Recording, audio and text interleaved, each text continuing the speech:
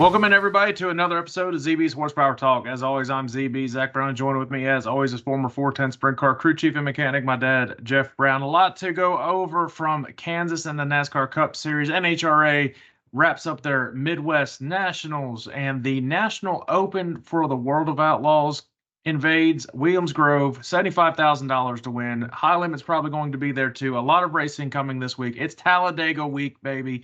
It's the playoffs at Talladega, so this is bound to be an exciting one. So let's kick it off like we always do. Recap Kansas and all three series, and all three series will be going to Talladega, which is always fun to have. They're actually racing Friday, Saturday, and Sunday instead of two races on Saturday, so a little bit different than they've done in the past before. Yeah, going that's to be dumb. a lot of fun, but Kansas put on a lot of good shows. The Truck Series, Corey Heim gets a win because Ty Majeski was about 2 drops of fuel short, and he gets the win. He moves on in the playoffs. The Cups, the Xfinity Series, Eric Alm, that was probably the best race all weekend. Yeah, that was a good the Xfinity race. Series. The Xfinity Series has been a lot. I would argue they put on better races overall than any other series right now. Eric Almirola gets the win. He was running down the leaders at the end. Gets past Cole Custer, which you were really close to getting that pick, right? Your picks were, I think you had Cole Custer, if I'm not. No, we both had Jesse No, Love. that That's was what the we week did. before. I had Yeah, we had Jesse Love. Yeah. And yeah, we both had the same one. yeah, that's right. And it was another good race. Xfinity and the Cup Series, it was a good race. It wasn't a great race. We kind of got spoiled with Kansas from earlier this year with the closest finish in NASCAR history. But there were a ton of lead changes. I want to say it was about 17, 18 lead changes or something around that. There was And passing, at least, this week. and the playoff spoiler, once again, Ross Chastain, he gets the win at Kansas. So he gets his first win of the year, smashes a watermelon. He raced really well. Kyle Busch had the race possibly won, then he lost control off of 2. A lot of crashes, a lot of random things. Kyle Larson hits the wall after getting a flat. Kansas kind of seemed to be the wild card out of these races. So maybe this whole entire round is a wild card round. Yeah, it could very well be. This week I think you're going to see, strategy at Talladega. I think you're going to see some of the guys probably laying way back. Some of the guys that are in a must-win, they're going to be hammering it the whole time. So this could be very interesting. We've seen past, though, the guys that lay back don't mean you're going to get out of a wreck. So, Well, you at do some know, point, they got to come back up through there. So that's when it well, starts getting hairy with 20, 30 laps to go. yeah. Well, we do know that wherever Larson is running, he will crash. Doesn't matter where he is because that's just what happens in Talladega with his luck. He's even admitted that's his luck. But yeah, Kansas, another underrated mile and a half. I think it's one of the better mile and a halves that they have. I'm glad they keep it in the playoffs. It put on a good show. It's a very good crowd. Of course, what else you can do with Kansas right now? I mean, there's the Chiefs game, but I don't even think they were home. So why not just go to a race? So, yeah, sorry, Kansas. There's just not a lot. Just kind of like Iowa, not a whole lot to do in that state either. Yeah, this car and this package works good on the bigger tracks. It just sucks on short tracks for whatever reason. Well, the thing that's been announced for Talladega this week is that they are doing a new aero package. I don't know exactly what that is going to mean, how it's going to change things up. I hope it makes it where they're not just riding and just kind of saving on fuel like they've done on the 500-mile super speedway races. If I'm not mistaken, Talladega was a better race anyways in the spring than the Daytona 500 was. They didn't ride as much as the Daytona one, maybe because it's a bigger track, maybe because the stages are laid out differently. We'll see what it goes here. You're probably going to see a lot of conservative driving to start off for about half of the race, I would at least. A lot of the non-playoff drivers that are going to try to run as the hell out of the car. They're going to probably bump you out of the way, push you out of the way. You're going to see a lot of pushes from Brad Keselowski, who is notoriously the best pusher on the speedway races. He's out of the playoffs, so he just wants to get wins right now. Yeah. And NASCAR now with Ross Chastain winning, that's the 17th winner this year, and that ties the most out of the first 30 races in NASCAR history. That's cool. Third most. Oh, okay. Correction. Yeah, third most all time. So it's been a lot of good racing, a lot of different winners this year. good. That's good on NASCAR. That's what this car brings. Overall, besides the short track package, we still got to figure out. It's been good racing. Uh, Kansas, little bit of a letdown what I expected it to be, but probably because our driver crashed. That was probably a reason. But let's preview Talladega. We've been there a couple times now, and you have all three series going back here. The truck series have put on really good races here. Surprisingly, they haven't wrecked a terrible amount. Xfinity always puts on good shows. Expect the Chevys and the Xfinity to run really well. Expect the Toyotas to run very well. And the truck series, I expect the Fords to run really well in the Cup series. So I think all three manufacturers in all three series will have something different to say. Yeah, I think it's kind of it was neat when they had the trucks and Xfinity and Cup qualifying all in the same day out of Talladega. I don't know why they. I mean, they're just stretching it out. You're not going to get people coming in there on Friday to come see the truck race. No, it was great. You could arrive on Friday to your hotel, and then you wake up Saturday morning, go right to Cup. I think we just drove right there and got We there on drove right Saturday. straight to the track. Yeah, and we went right to the track from Cup qualifying. After that ended, went tailgate, went back into the truck race, and I think we just stayed there the entire time, and had a bathroom break in the middle of it, and had people cut in front of us in line and all that stuff. So that's what happens at Talladega. This I don't know what to expect. It's a Talladega playoff race, and the playoffs have already completely surprised me Yeah. on everything. You, I you don't would you know. would think this is going to be a wild one. Then we think that, and all of a sudden it's going to end up being a very tame and mild mannered race. But If it's a tame and mild manner race, that means the finish is going to be crazy. They're like the last 20 laps, people are just going to go just balls to the wall and I crash. expect that more than about anything. I think it'll be pretty calm most of the race. I hope it's like the Daytona race we just had, where there was a lot of beating and banging the entire race, but it was more or less clean and no one was crashing every other lap, but there were still a couple crashes sprinkled in and ended up being a very entertaining race. So I hope that's what we get. Again, I think the Fords are going to be good. That kind of foreshadows my picks this week. So let's get into our power rankings. And I have a complete shakeup after Kansas. It was hard to really pick just five now into the top five. So go ahead with your power rankings, since I seem to always start it off. So All and I'll right. give you mine. These five, I think, are probably the five best cars right now. So everything's the same except for my top two. So at number five, I have Christopher Bell. Number four, Chase Elliott. He runs good at Talladega. Number three, Blaney. He runs good at those tracks. Had to drop Larson down one. He's just going to suck ass at this track. So Yeah. and right now, and this guy, he's one notorious for being super good at the super speedways. I got Denny Hamlin moved up to number one this week. I completely shook this up. I still don't have Christopher Bell in because it's hard to put him above these guys, I think. Um, and I don't think he's ever had a speedway win either, so that kind of takes that into consideration for this week too. So number five, I just completely dropped him down to the very bottom of my power rankings. I was pissed off Sunday, and I'm pissed off now because everybody wanted to lose on Sunday. So number five, I have Kyle Larson, and going into Talladega, that's probably a big reason that he has dropped down that far. Prove me wrong, Kyle. Prove me wrong. He'll probably qualify top five, but and we get Probably. everybody's hopes up, and then he'll crash. It seems to be a rinse and repeat for them. Number four, I have Denny Hamlin. He was up from number five last week. Had a better run at Kansas, finding a little bit of speed now, going into Talladega. He's good at speedway racing. Talladega, I don't know if he has a win at Talladega. He might have a win, but Daytona is his bread and butter super speedway race. But I've got him at four. Number three, I've got Chase Elliott. Number two, Tyler Reddick. I've got to keep him in. He's going into Talladega. He's defending winner from this year. He won this year. Yeah, at Yeah. Talladega. And number one, after having that great run at Kansas and having some momentum going into Talladega, where he just shows up out of nowhere, he'll just randomly be like, oh, okay, there he is. Ryan Blaney at number one. Okay. All right. Now, Talladega. Let's give our fantasy lineups for Talladega. I just threw some things in. I've actually got all but one playoff driver in. for my fantasy lineup. So I will start with the fantasy lineup this week. I've got one playoff driver. He got one. I've got all but one.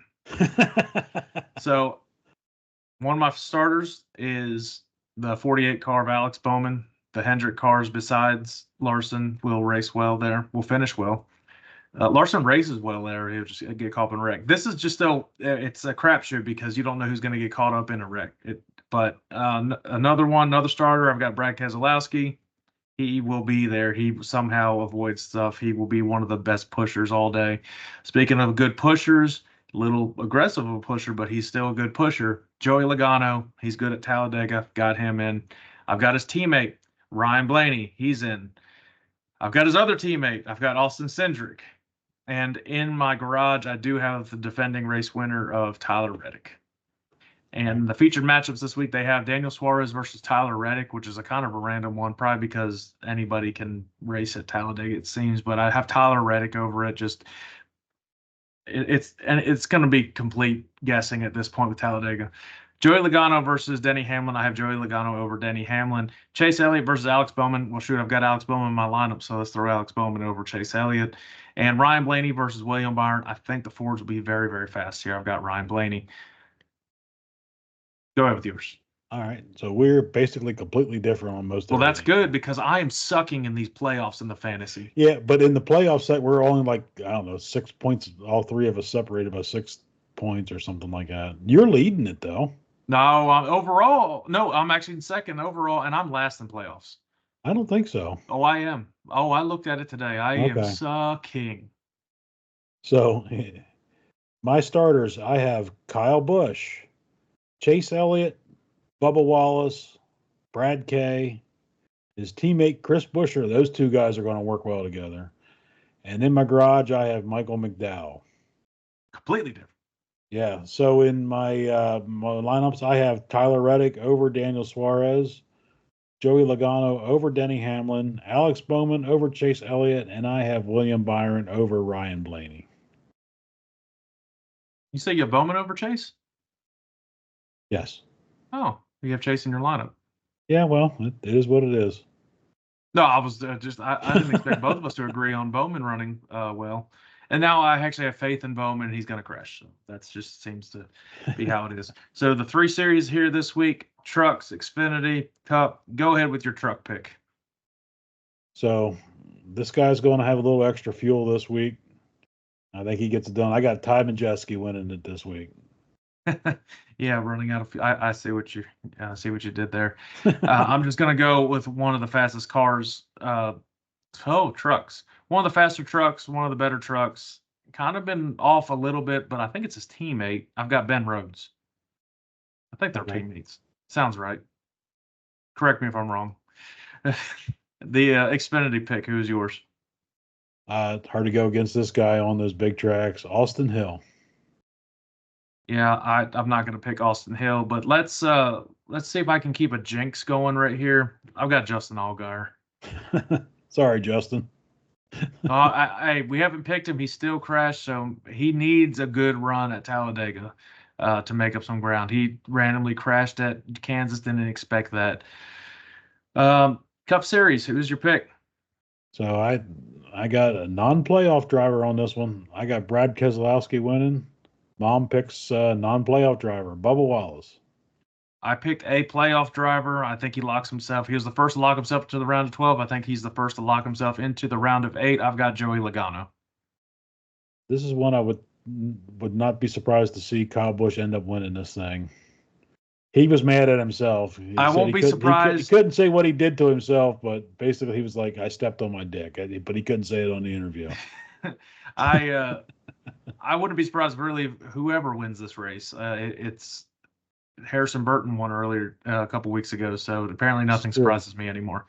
So we'll see what happens at Talladega. It's for sure going to be a wild one because it is Talladega. It's not as fun if you're watching it on TV as it is in person. It goes by very fast when you're there in person. It's like, it also helps once that shade hits. It's phenomenal. It's great. It is the greatest thing once that shade hits the grandstands because it's hot to start off with. It's going to be hot and slick. It's been hot and slick this week. So let's get go over drag racing real quick. We did not pick anybody right. Nope. Didn't expect any of it. I think a couple semifinal people we got right. Gage Herrera was taken down. No, he won. Never mind. He He won. was about to be taken. I thought he was actually going to lose to Chase Van Sant, but he didn't. He had an even worse reaction time than him, but that bike was flying. So he's back on top. So all is well in the world. Yeah, he's back leading the And points, I believe. you got Dallas Glenn winning in the pro stocks. Another solid performance by Aaron Stanfield, who was in the finals. So that he is performing great in the countdown. Yeah, it seems to be those two cars now. And how about fast Jack Beckman that finally got his Wally first one since 2020? I think 2020 he thought it was the last time he was going to be in a car, and he was so excited, so very humble and appreciative that they gave him a shot to do this in place of John while John's recovering. So congrats to them, congrats to that whole team, and that was really cool to see.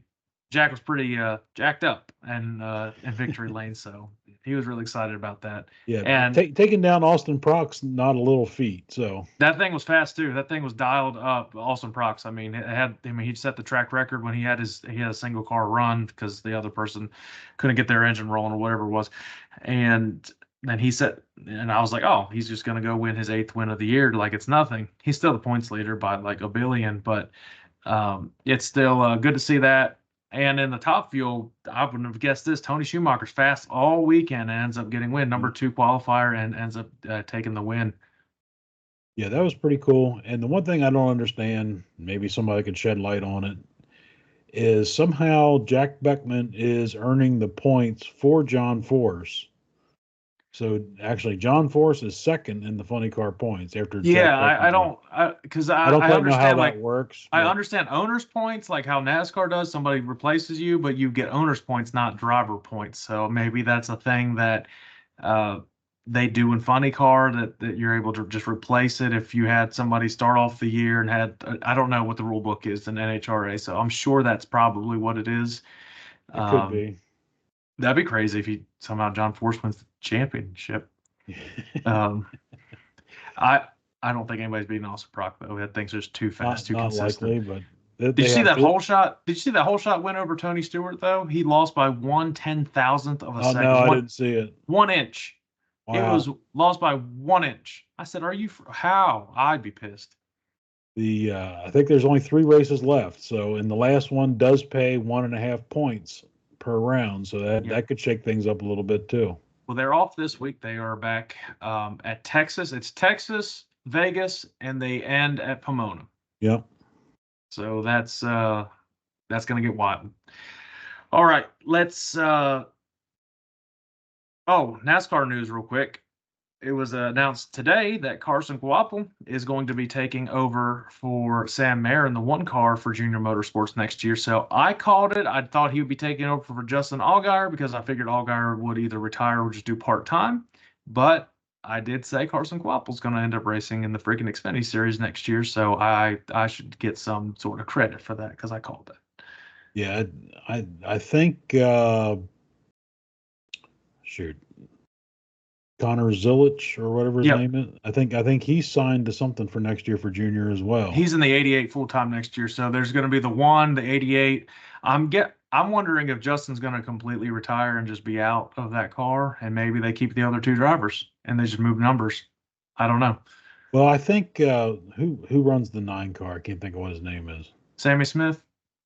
No, or Sammy Smith's the 8. Brandon Jones. Brandon Jones. Yeah. I think he's done. Oh, okay. Well, either him or Sammy Smith. One of them. I think Connor Zilich has been impressive. Open up a car, so Connor Zilich has been impressive. Now He's been. He got another top 5 finish at Kansas. I think he finished like 4th or 5th. I mean, that's Corey Day moving to the juniors late model. Is he? Oh, so he's taking over for Carson. Oh, I don't know. I'm just wondering. Oh, it wouldn't surprise me, but it kind of. I guess it kind of depends if he's going to end up going still full time in the sprint car, how he wants to work that with Junior.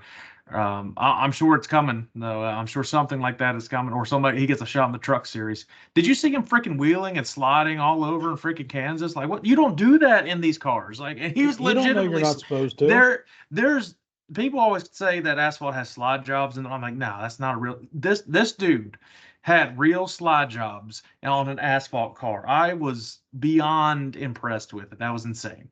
I just wanted to shout him out there. That was crazy, and not wrecking. Anyways, let's finish up with the sprint car action for this week. It is the National Open, Williams Grove National Open, $75,000 to win as we're getting close to the end of sprint car season as a whole. World of Outlaw season, the championships pretty much coming to a close. David Gravel looks like he's in the driver's seat to finish it off. I expect a lot of high limit guys to be here as well after being all the shows being canceled last week because of the hurricane. Thoughts and prayers to everybody in Western Carolina from Hurricane Helene as well. I expect the National Open to be a really good one. You have drivers off for a week, and now they're itching to get back at the track. I think the track's going to be in great condition. And I guess I'm assuming they got a little bit of rain from that, so you'll have some moisture in the track. Hopefully they'll run it in. Hopefully it holds up for 2 days in a row and they don't completely crap out on the final night. But I think it's going to be a good week. Yeah, and the Outlaws want a little redemption. They got beat by our guest on our show here back in July. TJ Stutz won the last time the Outlaws were in there. Yep. So they don't take kindly to that. That would be awesome if somebody else in the PA posse could come up with a win. We talked a bunch of crap last time we talked about the Outlaws invading, and we're like, no, nobody in PA posse is going to end up being the Outlaws. There's just not really any. There's nobody that's good enough to do it. Well, shit, he came and he's had a great year too. So you can look at drivers like Danny Dietrich possibly having a shot at it. All depends how you qualify too, and how and I mean, it starts off with the pill draw. You can be right behind the 8 ball right off the start, and you're screwed for the rest of the night just by drawing bad. But I expect drivers like Corey Day. I don't expect Larson to race any more sprint cars this year. No problem. But I expect Corey Day to be there. I expect Brad Sweet to be there. Rico's 100% going to be there because he's one of Pennsylvania's now. You shotgun one beer, you've earned your place. Yeah, and that's one driver that would be a very big fan favorite up there to win. So Macri's going to be there. Brent Marks is going to be there. They're going to have probably in the 50-some car. High Limit did a good job of not scheduling a race this week because of the National Open. So I think it'll be a fun time. It's going to, with both series being there now, I do not expect a Pennsylvania posse only driver to win. I could see Macri, Marks, those drivers possibly win, but I don't see any of the local guys winning this weekend. I said it before. I was wrong before, so I'd like to be wrong this time, but we will see. 2 nights, Friday and Saturday. So what can you expect for the 2-day events at Williams Grove for the National Open? Because you've been a part of a lot of these. Yeah, so, weather is going to be the key here. I don't know what it's going to be like this weekend, but I know they canceled last weekend for a lot of rain. So hopefully the track is not a one groove. Friday night could be start up front, stay up front type race. I could see that very, very well be less passing. I think it will be slicker on Saturday. Just you have 50-some cars running. I think it's 25 laps Friday night. And then it's going to be 40 for Saturday night, which 40 laps around Williams Grove, that's a big That's track. A long race. And they don't stop in this one. No, I don't believe so. Not unless there's a lot of cautions or red flags or something like that. So it's the only rain up there this week is today and possibly a little bit tomorrow. Cloudy on Friday, cloudy and cool on Friday. You'll see some quick times, I think, and it's going to be sunny, about the same temperature. It's going now when the sun goes down at the low on Saturday is 49 degrees. So that could make there's things one thing you're going to see these guys. You run all summer, you forget when it starts cooling down. Those engines start making a lot more power. It is very easy to run it too lean, burn a valve in there, and then you're in for an engine change. Believe me, ask me how I know that one. Yep, and that hurts the PA posse guys because a lot of them, they don't bring an extra engine. They just don't have the money or the funds to do all of that. They're prepared because they race there all the time. They'll be ready for it.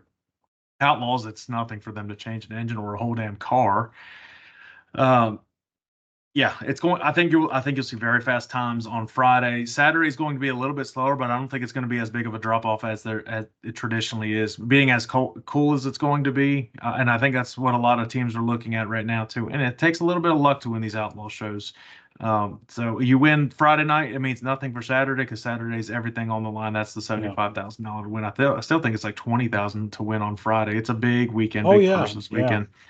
They used to take the top 4 cars from the first night, and you were automatically locked into the dash for the second night. But in a way, was kind of cool that you didn't have to race the whole night. But it's then you deprive the fans of seeing probably the top 4 cars running most of the night. So it's probably better they do it this way.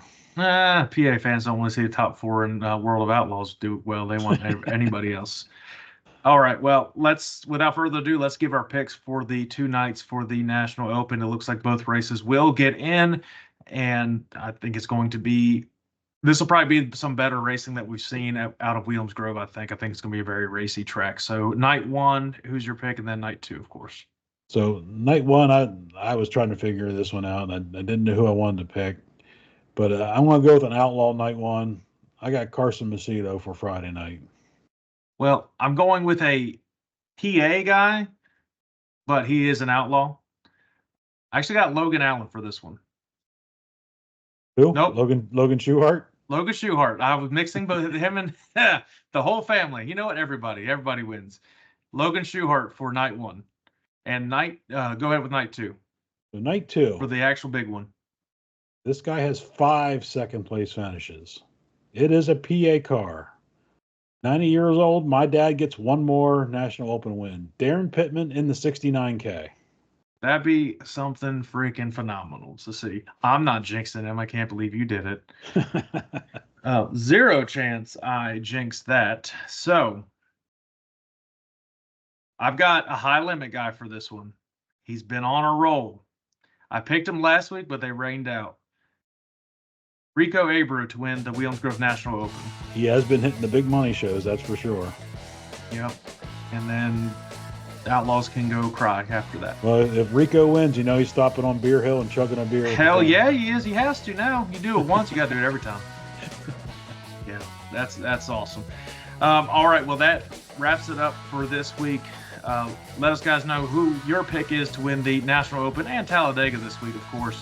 I'll be releasing my Talladega picks because I have been horrible at DraftKings lately, but the Talladega picks, we'll see. Can't be any worse, so we'll see what happens there.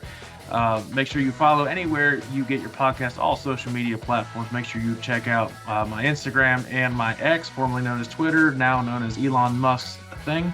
So check that out. That's where I release the DraftKings picks. And we'll see you guys next week after a crazy weekend of racing. Yep. See you again next week.